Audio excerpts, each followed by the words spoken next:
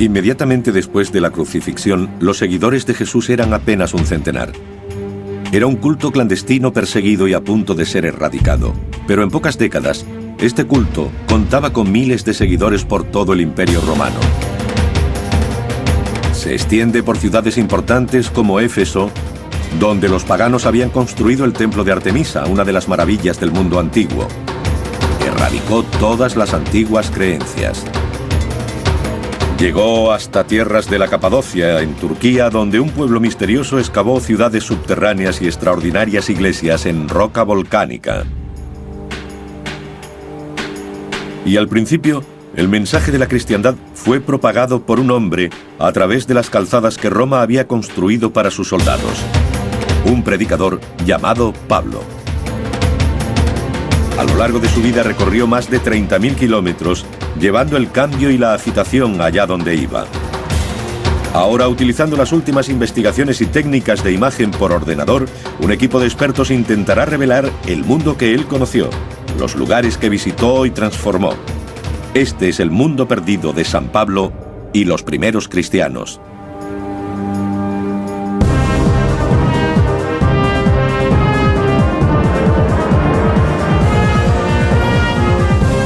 Mundos perdidos, los primeros cristianos. Año 36. En la ciudad de Jerusalén, los líderes judíos hacen todo lo posible por aplastar al poderoso nuevo culto, el culto de Cristo. 3 años después de la crucifixión de Jesús, solo viven unos pocos de sus seguidores. Si pueden matarlos a todos, su religión morirá con ellos. Un maestro judío conservador dirige la persecución. Su nombre es Saúl y se encarga de supervisar personalmente la lapidación de uno de los líderes cristianos. Con el tiempo, este hombre se convertiría en uno de los principales mensajeros de Jesús.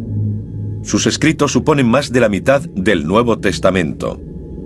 Muchos piensan que sin él no existiría el cristianismo. Saúl se convirtió en Pablo y cambió nuestro mundo. Ahora nuestros investigadores quieren descubrir el mundo en que vivió él. La historia comienza en el suroeste de Turquía, en Tarso, su ciudad natal. Hoy sigue siendo una ciudad bulliciosa, pero el historiador Mark Wilson quiere encontrar los restos de la ciudad que conoció Pablo y que ayudaron a formar a un personaje extraordinario. Se encuentra en una llanura muy fértil, con mucha agricultura y producción textil. La actual Tarso es una ciudad muy próspera y en auge. Se ha convertido en un lugar de peregrinación cristiana. Esta es la ciudad de Tarso en la que vivió Pablo. Todos los peregrinos la visitan. Se cree que este pozo estaba en uso hace 2000 años y que San Pablo bebía sus aguas. De este pozo se abastecería su familia y por eso mucha gente cree que el agua es sagrada. En los escritos de Pablo hay muy pocas referencias a su ciudad natal, pero otras fuentes revelan un dato impactante y significativo. Hubo un tiempo en que Tarso se alzaba a orillas del Mediterráneo. Desde entonces el mar ha retrocedido varios kilómetros, pero este fue una vez un puerto importante. En el siglo I era una urbe muy bulliciosa, una importante encrucijada y también una célebre ciudad universitaria, la Atenas de Oriente. A poca distancia del pozo de Pablo, surgen pruebas que nos dan nuevas pistas de cómo era la vida en aquella época. Unas obras recientes fueron detenidas cuando los trabajadores encontraron antiguas ruinas enterradas bajo el centro de la ciudad. Examinando el yacimiento, los arqueólogos se dieron cuenta de que se trataba de una hilera de almacenes, un antiguo centro comercial que se remonta al siglo I, la época de Pablo. El corte de la excavación muestra una capa tras otra de objetos. Sucesivas generaciones vivieron aquí. Pero es el descubrimiento de una calle en el fondo de la excavación lo que aporta la mayor pista. Es una vía pavimentada y totalmente recta. Solo una civilización construía así, la romana. El arqueólogo local Nadir Durgun señala otras pruebas de la ocupación romana. Se pueden ver canales de piedras blancas a ambos lados de la calle. Impresionante. Y son visibles las huellas de ruedas en la calzada, las rodadas de carretas y todo tipo de carruajes. Como puerto, Tarso era rica. Eso la convertía en objetivo para los romanos, que la ocuparon durante décadas antes del nacimiento de Pablo. La presencia romana probablemente tuvo una gran influencia en su educación. Esta calle es impresionante porque el joven Pablo probablemente jugó en ella cuando era niño en esta ciudad. Las investigaciones arqueológicas nos permiten recrear el aspecto de la antigua Tarso. Esto era un concurrido centro comercial. Pablo pudo entrar en contacto con gente de diferentes naciones y creencias. Puede que Pablo bajara hasta aquí y comprara verduras o comerciara con productos. Su familia, que se dedicaba a curtir cuero y confeccionar tiendas, probablemente trabajaba en esta zona central de la ciudad. Según la tradición, sus familiares eran artesanos y comerciantes. Con toda seguridad contaban con los medios necesarios para darle una formación privilegiada. Fue educado en la estricta fe judía y recibió el nombre de Saulo. Pero también era ciudadano romano, algo que sería muy ventajoso a lo largo de su vida. Aprendió griego, la antigua lengua internacional de la diplomacia, y se convirtió en miembro de la élite judía ilustrada. Su primer viaje fue a Jerusalén, algo que formaba parte de su educación. Y allí tuvo su primer encuentro con los seguidores de Jesús, un joven y revolucionario predicador cuyo apoyo popular lo convirtió en una gran amenaza para las autoridades. Para Saulo, Jesús era el enemigo. Era tan ferviente que se implicó en la persecución de este nuevo culto a Jesús como el Mesías. No existen pruebas de que Saulo conociera a Jesús, pero sabemos que consideraba blasfemas sus enseñanzas y tras la crucifixión dedicó su vida a perseguir a sus seguidores. Básicamente era un grupo incipiente que se formaba en las diferentes ciudades de Palestina, y Pablo creía que si conseguía matar a los líderes de esas comunidades erradicaría la nueva religión. Este escenario conservador, tradicional y violentamente anticristiano es el que hace de la conversión de Pablo algo sorprendente. El Nuevo Testamento dice que persiguió a un grupo de seguidores de Jesús que habían huido hacia la ciudad de Damasco. En el camino, una cegadora luz lo detuvo. Se dice que se le apareció Jesús y Saulo se arrepintió, convirtiéndose desde ese momento en un mensajero del Evangelio. Su conversión radical en el camino de Damasco fue el comienzo de su propio viaje espiritual. Aquí el perseguidor se convierte en un ferviente seguidor de Jesús. Continuó hasta Damasco, donde fue bautizado con el nombre de Pablo y comenzó su misión. Inició un viaje que duraría el resto de su vida y recorrió unos 30.000 kilómetros. Algo que le facilitó la extensa red de calzadas romanas. Estamos recorriendo un tramo de la vía romana, a unos 15 kilómetros al norte de Tarso. Esto nos da una idea de lo que experimentaba Pablo cuando viajaba por estos caminos a lo largo de la región oriental del Mediterráneo. Las calzadas eran construidas por el ejército romano para poder recorrer grandes distancias en el menor tiempo posible. Sin ellas, el gobierno de su vasto y floreciente imperio habría sido imposible. La impresionante conservación de esta calzada romana nos muestra lo bien que fueron construidas. Lo que vemos aquí es el pavimento de piedra que cubría la superficie, además de los bordillos originales. Los romanos construyen las calzadas siguiendo una estricta fórmula. Primero se rebaja el terreno, luego se rellena con piedras y arena para hacer una base sólida. Se cubre con capas de piedras más pequeñas y tierra. Encima se colocan las losas, a menudo de basalto. El centro está elevado para que el agua de lluvia corra por los lados. Pablo comienza su misión en Antioquía, la capital de Siria. Sus seguidores en aquella ciudad son los primeros en llamarse cristianos. Y continúa su viaje por las principales ciudades de la región, buscando los lugares en los que las viejas religiones son más poderosas. Predica su mensaje a la sombra del templo de Artemisa, una de las maravillas del mundo antiguo y el templo pagano más grande del planeta.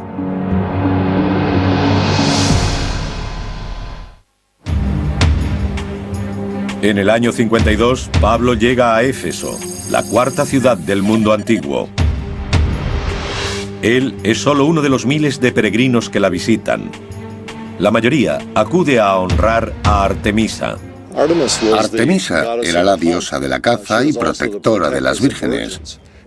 Y sabemos que durante sus fiestas anuales, las jóvenes solteras podían encontrar esposo. Artemisa era una de las diosas más importantes de la religión greco-romana. Y en esta ciudad tenía un templo equiparable a su estatus. El templo de Artemisa era muy conocido y su imagen se grababa en las monedas que circulaban por la región. Era una de las 7 maravillas del mundo antiguo y en la época de Pablo el mayor de todos los templos. Como imán para los peregrinos paganos, tuvo un papel principal en el plan de Pablo.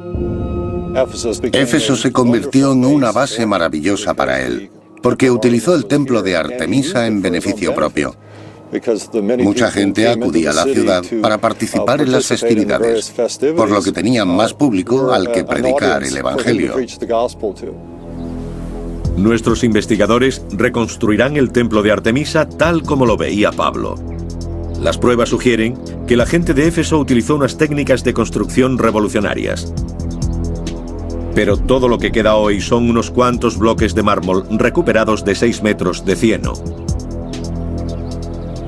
Levantar este templo supuso una tarea monumental. No solo había que construirlo, sino averiguar cómo. Nunca habían hecho algo parecido.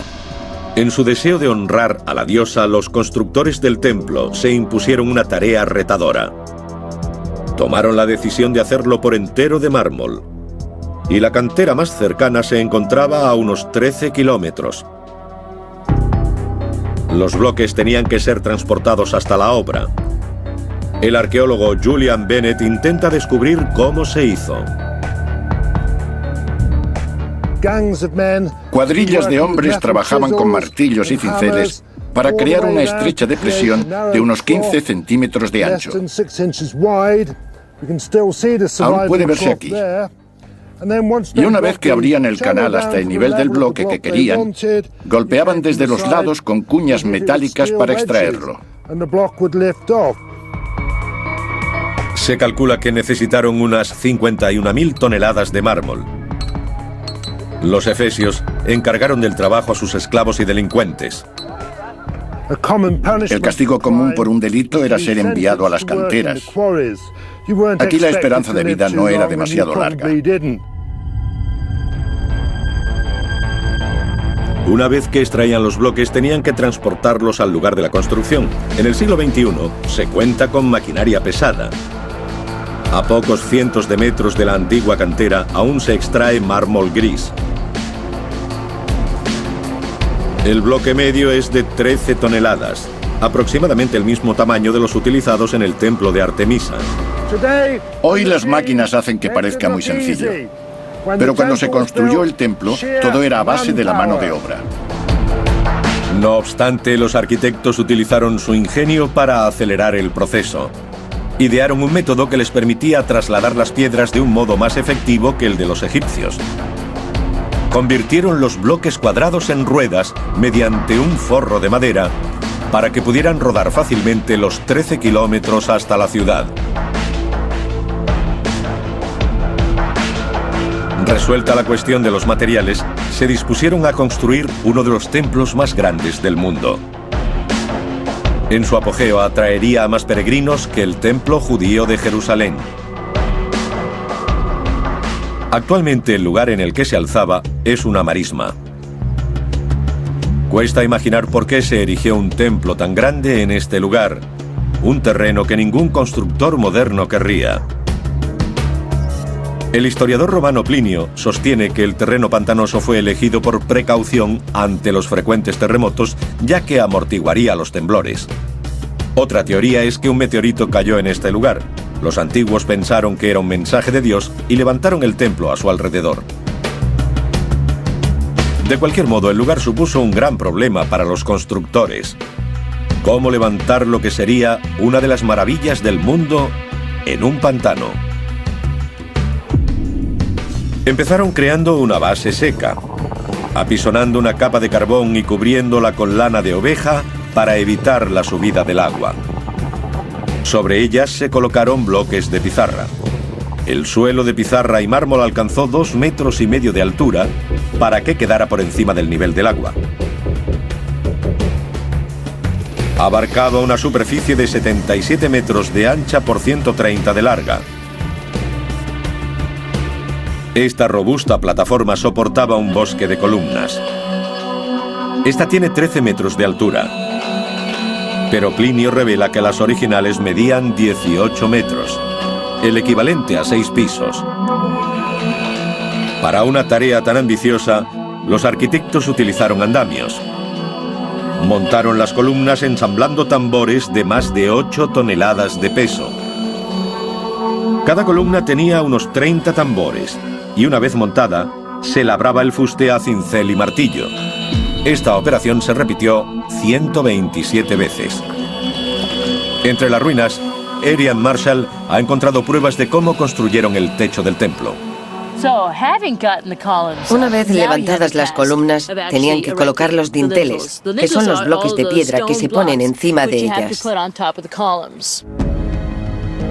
De nuevo, Plinio nos cuenta cómo fueron colocadas. La precisión era crucial.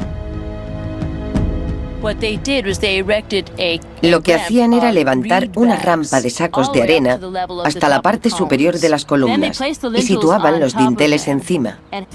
Luego perforaban los sacos para que saliera la arena lentamente y pudieran asentar los dinteles.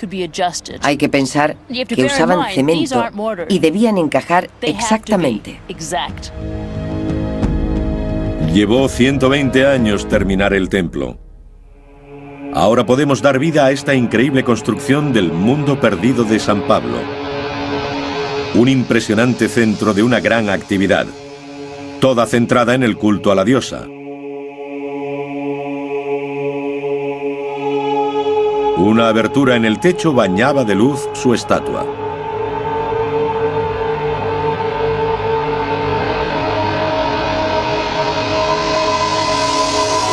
Pero el culto a Artemisa no era la única religión de la ciudad. Los romanos creían en muchos dioses y toleraban las creencias tradicionales de los pueblos que conquistaban. Así que al principio Pablo y su nueva religión fueron bien recibidos.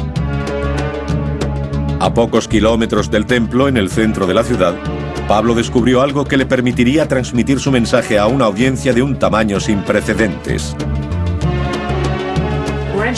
Penetramos en uno de los edificios más espectaculares de Éfeso. 25.000 personas acudían a este lugar para juegos y manifestaciones. San Pablo estuvo aquí. El teatro, también construido con mármol blanco, atravesaba un momento de expansión cuando Pablo se encontraba en la ciudad. Con 140 metros de ancho y 66 filas de asientos, fue una vez el mayor teatro del país. Pablo habría venido aquí para dirigirse a uno de los públicos más numerosos de su vida. Este era el teatro perfecto. Tenía capacidad para 25.000 personas y su acústica permitía un impacto espectacular. La soberbia acústica se debe al diseño de las gradas. Estos asientos son anchos y a medida que se sube se van estrechando. Esta forma cóncava ayuda a retener el sonido dentro. Pero el teatro no estaba diseñado solo para discursos y obras. La separación que protege la primera fila indica que Pablo compartió su escenario con un espectáculo mucho más peligroso. El muro es alto para proteger a los espectadores de la sangre de las muertes que tenían lugar abajo. El descubrimiento reciente de un cementerio especial en Éfeso confirma que en este teatro luchaban gladiadores. Estos espectáculos inmensamente populares atraían a un público muy numeroso. Y en cuanto a Pablo, los juegos servían para que más gente oyera su mensaje.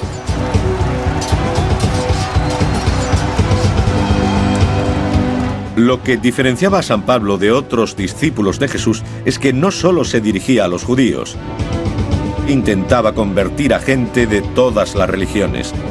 Sus métodos harían de la cristiandad una religión universal.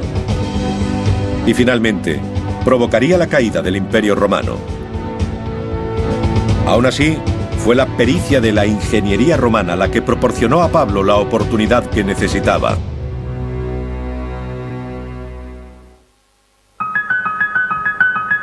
San Pablo vivió y predicó en la ciudad de Éfeso, parte de la actual Turquía, durante 2 años y medio. La mayor ciudad de la Asia romana, con una población cosmopolita y sin prejuicios, era el lugar perfecto para buscar nuevos fieles. El arqueólogo Julian Bennett ha descubierto que la forma que tenían los romanos de construir sus ciudades dio a Pablo una oportunidad única de atraer a un gran número de personas al cristianismo. Pero también ha descubierto que esta ciudad estaba interesada en actividades más mundanas que la tecnología o una nueva religión. Toda ciudad romana tenía un burdel. Era algo muy común en su estilo de vida. Pablo se encuentra en una urbe famosa por sus placeres. Era una sociedad dominada por los hombres, en la que un joven no pensaba en casarse hasta rondar los 30 años. Y en Éfeso, una ciudad portuaria, debía haber varios burdeles. Justo en el centro, los primeros arqueólogos encontraron un extraño indicador. Representaba un pie y un corazón. Cuando este edificio fue excavado en el siglo XIX, se encontraron una serie de lámparas de aceite con escenas de arte erótico e inscripciones que hacían referencia a los jóvenes. Por ello, los excavadores llegaron a la conclusión de que era el burdel principal de Éfeso, que ocupaba un lugar destacado. La prostitución era una importante fuente de ingresos para la administración romana. Incluso sabemos que las prostitutas pagaban un impuesto mensual a la ciudad y al gobierno, equivalente a un acto sexual. Pero no solo se trataba de placer. El principal reto de los administradores de la ciudad era proporcionar los servicios básicos a más de 200.000 personas. El más importante era el agua corriente. El abastecimiento de la ciudad se encontraba a 13 kilómetros en el valle de Marnas. Canalizar el agua hasta Éfeso supuso un extraordinario logro de ingeniería. Aquí lo tenemos. Este es el acueducto romano de Éfeso, construido hace unos 2000 años, antes de que San Pablo visitara la ciudad. Pero se encuentra en excelentes condiciones. Un acueducto de este tamaño necesitaba unos recursos que la ciudad no podía pagar, pero dio a los políticos la oportunidad de ganarse el favor de las masas. Están grabados los nombres de Gaius Sextius Polio, el de su esposa y el de su hijo. Para el pueblo de Éfeso, sua pecunia fecundum curavit. Lo hemos pagado de nuestro bolsillo.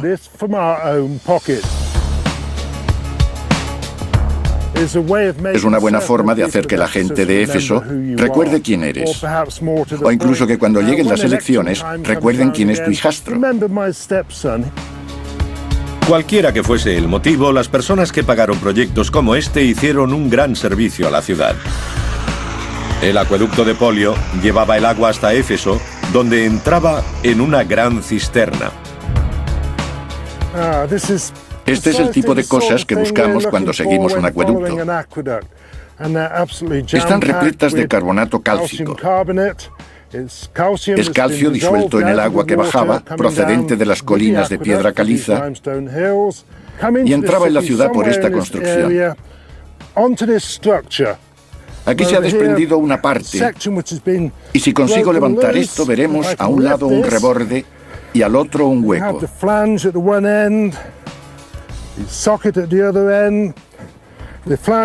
El reborde solía estar en el sentido de la corriente. Un ejemplo de la tecnología romana. Una red de tuberías como esta bajaba por la colina. Había cerca de 400 litros de agua para cada habitante, cantidad similar a la de la mayoría de las ciudades modernas. Pablo y muchos otros ciudadanos recogían el agua en fuentes públicas, pero algunos edificios tenían abastecimiento directo. Uno de ellos era los baños. Los baños romanos eran el centro neurálgico de la vida social de la ciudad. Aquí los efesios discutían sobre política, filosofía y las ideas religiosas de Pablo. Así se extendió el cristianismo y fue en lugares como este donde el mensaje de Pablo empezó a llegar al gran público.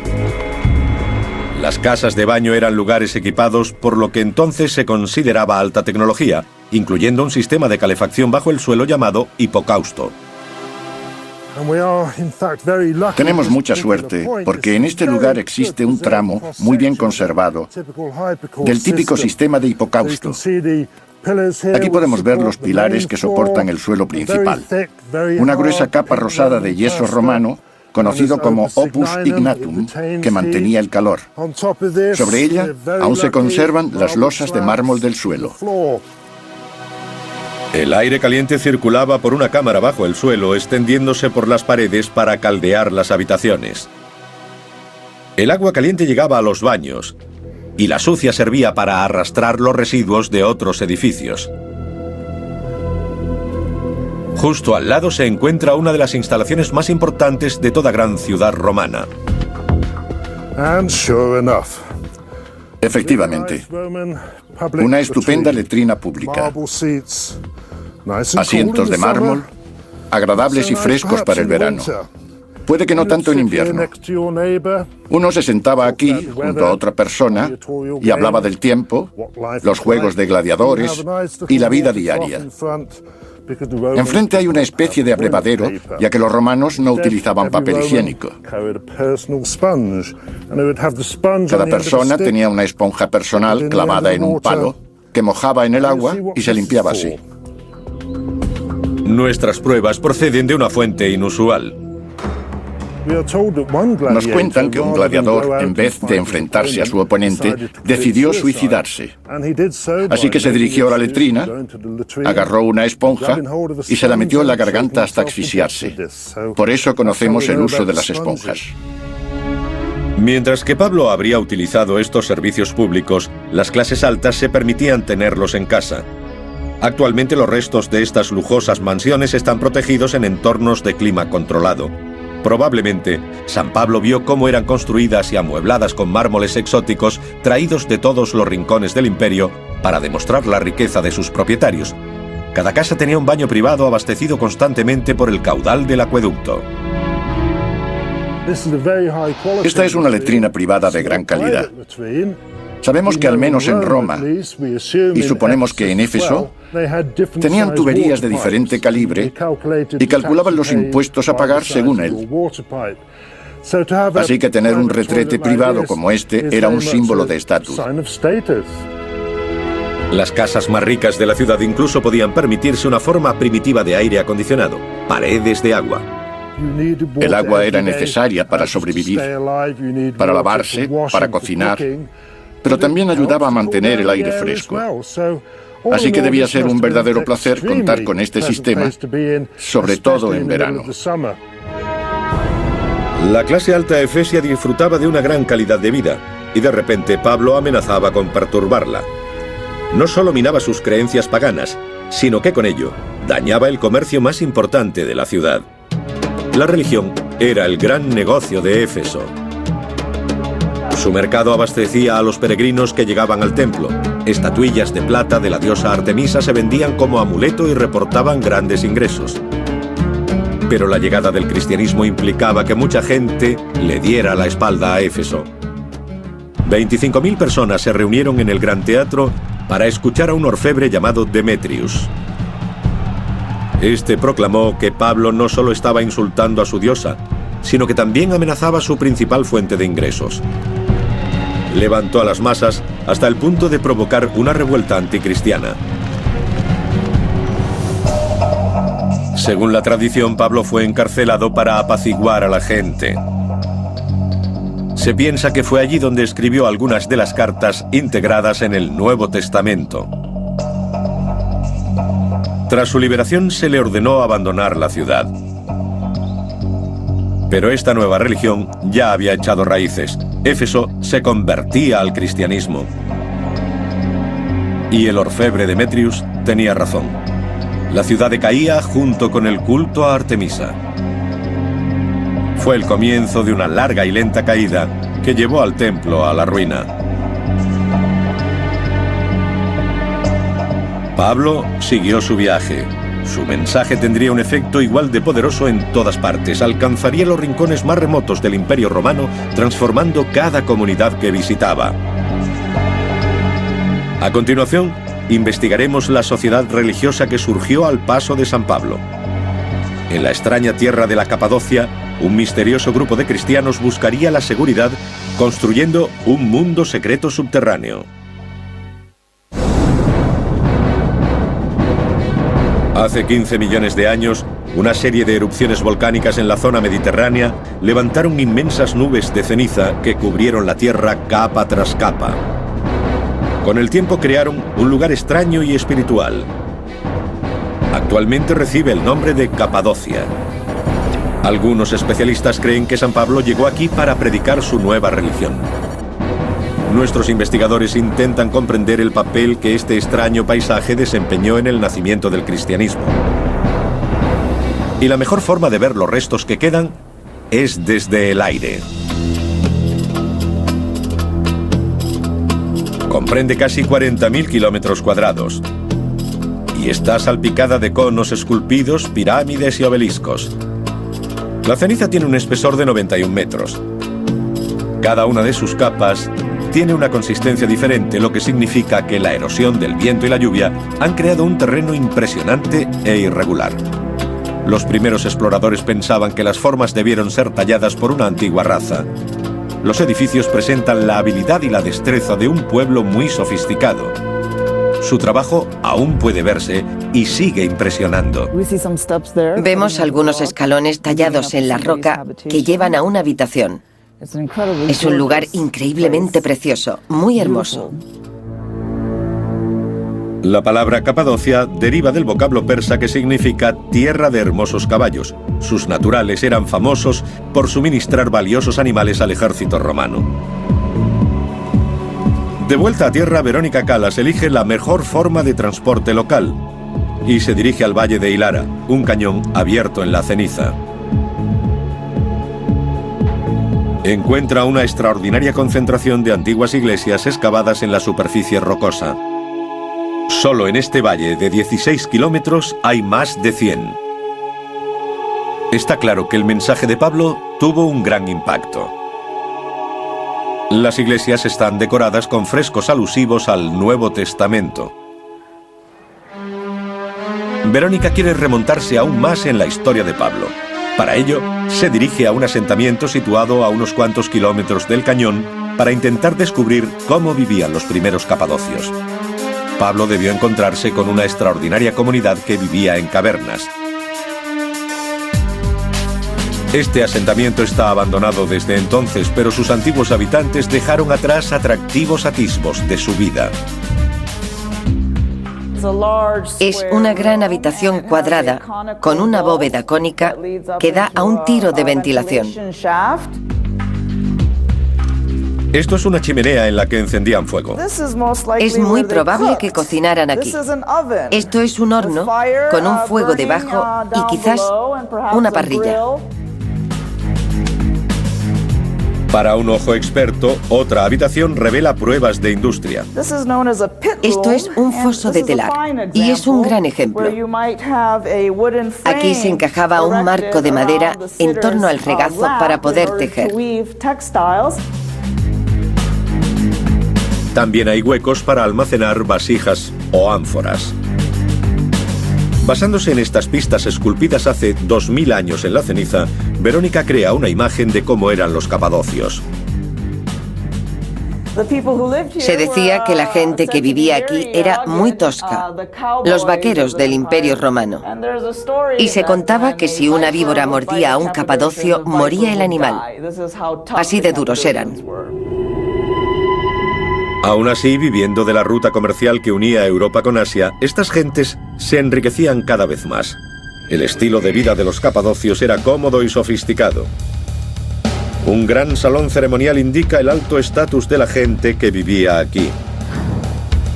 La mayoría de los antiguos edificios que estaban a la intemperie desaparecieron hace mucho tiempo. Pero la ceniza volcánica de la Capadocia ha conservado un registro de su arquitectura que ofrece una visión única del mundo perdido en el que estuvo San Pablo. Existen pruebas concluyentes de que su religión se introdujo muy bien en esta zona. Esta es una iglesia muy bonita. Tiene planta de basílica, con columnas y arcadas que separan la nave central de las laterales. Ahora estamos entrando en el santuario donde se encontraba el altar. A pesar de que estas columnas parecen haber sido construidas con ladrillos y mezcla, en realidad fueron excavadas en la ceniza volcánica. Su elaborado estilo imita las técnicas arquitectónicas de la época. La ceniza se trabaja fácilmente con herramientas muy sencillas, pero excavar una casa tan sofisticada como esta debió llevar muchos meses y requerir mucha habilidad y planificación. Verónica ha analizado cada una de las 15 habitaciones y mediante gráficos por ordenador podemos contemplar la compleja estructura de este asentamiento. Esta residencia es la más grande y elaborada de la Capadocia, con más de 2.500 metros cuadrados. Casi la mitad de un campo de fútbol. La cocina, las salas ceremoniales y la iglesia reflejan un estatus propio de la élite. Era el hogar de una gran familia aristocrática y públicamente cristiana. Este lugar forma parte del legado de Pablo. Los detalles arquitectónicos de la iglesia de Durmus Kadir están increíblemente bien conservados y nos dan una idea de cómo adoraban a su Dios los primeros cristianos. Esta es una hermosa representación del tipo de iglesia que surgió inmediatamente después de la visita de San Pablo. No contiene imágenes, pero su arquitectura es muy elegante.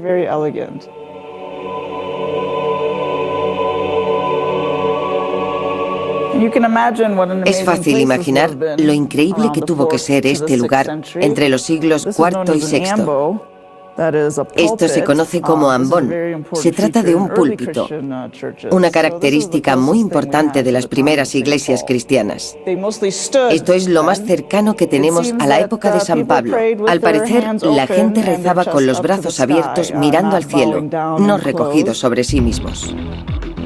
La congregación se reunía en torno al ambón, en la nave de cara al altar, situado en el ábside central.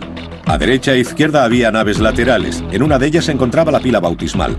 Detrás estaba la puerta de entrada a la iglesia, el nártex. Actualmente está llena de tumbas vacías. Pero no siempre fue fácil para los capadocios aferrarse a su fe cristiana. Cuanto más crecía la iglesia, más amenazadora era considerada por Roma.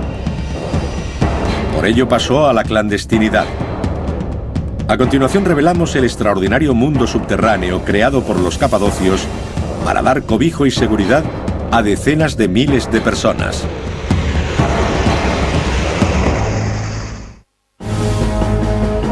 Durante 30 años Pablo recorrió el mundo romano propagando el mensaje del cristianismo. Su viaje entró en su fase final en Jerusalén. Hacia el año 60 fue detenido por quebrantar la ley judía. Se enfrentaba a la pena de muerte, pero ejerció su derecho como ciudadano romano de ir a juicio en la propia Roma. Fue un paso arriesgado. El emperador Nerón veía a los cristianos como una amenaza. A mediados de los años 60, la situación de los cristianos en Roma era bastante precaria. Los romanos reconocían que no era una secta del judaísmo, sino una religión independiente. Cuando la ciudad ardió destruyendo cientos de edificios, Nerón necesitó a alguien a quien culpar. Tras el incendio de Roma del año 64, Nerón buscó un chivo expiatorio y acusó a los cristianos, lo que llevó a su persecución. Pablo era un conocido líder cristiano. Según la tradición, Nerón lo señaló a él y ordenó su decapitación. Pero no pudo erradicar el mensaje de Pablo. La fe cristiana había arraigado en las tierras en las que había predicado, y poco a poco, con el paso de los siglos, el cristianismo llegó a gobernar el Imperio Romano. En el año 313, el emperador Constantino se convirtió al cristianismo. Los dioses paganos se eliminaron, sus templos fueron destruidos y sustituidos por las primeras iglesias cristianas. Aún así, esa era dorada duró poco.